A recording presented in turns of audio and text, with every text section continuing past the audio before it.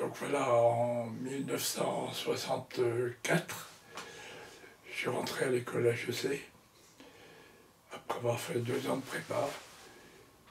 Et en première année, j'ai fait un stage ouvrier à la Poste avec un copain. Et en deuxième année, on devait faire un stage à l'étranger. Mes meilleurs copains de l'époque avaient son frère qui avait fait un stage à Cuba l'année précédente, donc en 1964. Donc sur invitation au duché, donc nous sommes partis en 1966. Donc visiter, voir Cuba. Donc on était enchantés de voir une révolution se faire, voir des paysans complètement illettrés partir à l'école avec leurs petits sacs. Ça, évidemment, ça nous enchantait de voir des gens comme ça, enthousiastes. Mais il y avait, c'est par la suite que nous nous sommes rendus compte aussi quand même qu'il y avait quelques petits problèmes dans la gestion de cette nouvelle économie.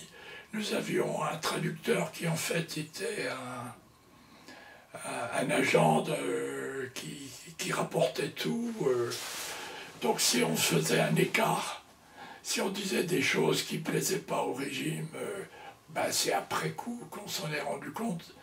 Parce qu'au départ, pendant le stage, on était enthousiaste et donc on ne faisait pas attention à tous les...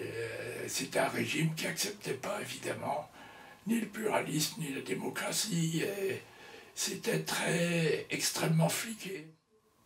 Le souvenir que j'en ai, qui s'est un peu estompé, était toujours plein d'enthousiasme. Le point culminant, ça a été d'assister pendant au moins, si je me souviens bien, 3 heures, le discours de Fidel Castro qui n'en finissait pas sur, comme il disait, la Plaza de la Révolution à La Havane.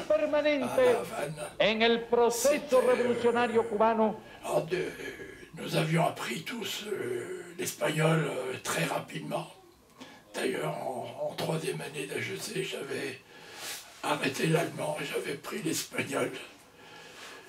Et complètement perméable aux idées marxistes de l'époque, je récitais les discours de Fidel Castro pendant les cours d'espagnol, ce qui amusait un peu le prof et qui énervait un peu mes adversaires politiques. Donc Cuba a été le point de départ de ce militantisme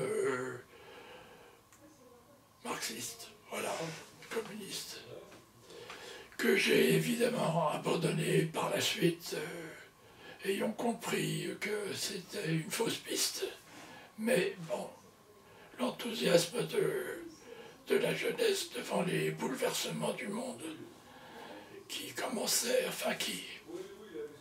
on avait en tête la guerre d'Algérie, ça a été mes premières manifestations contre la guerre d'Algérie. Et donc on avait l'impression, plus que l'impression, que le monde basculait. Tous les pays colonisés prenaient leur indépendance. Et donc le militantisme roi de l'époque, c'était l'anti-américanisme.